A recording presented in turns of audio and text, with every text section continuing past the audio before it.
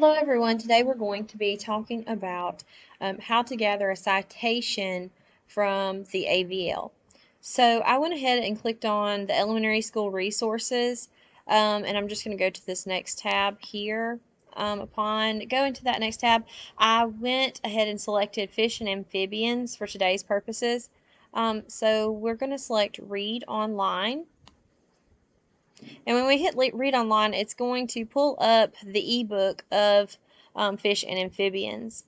Let's select a page for what we need to do today. So we selected page, I think, 66, and it's jumping athletes. If I wanted to zoom in on this page, I would just click this little plus sign and I can fit it to the width. I can zoom in 100%, so on and so forth.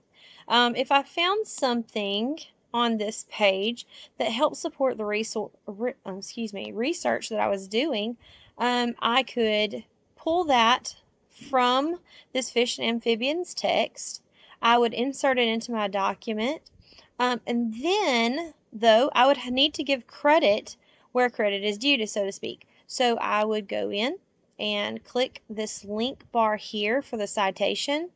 When I do that, the citation will pop up. Now, there are several choices. I can choose APA, but for today, we're going to be doing MLA citations. And it's not much different, but it's the details that matter.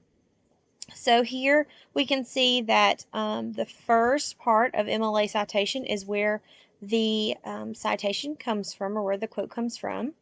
Then the title of the book, and then we've got the date, and then also it gives us the link to where we can find this exact page. So we would just click copy link, and then we would paste that onto our document. Now, when we paste that onto our document, we need to make sure that we have a hanging indent.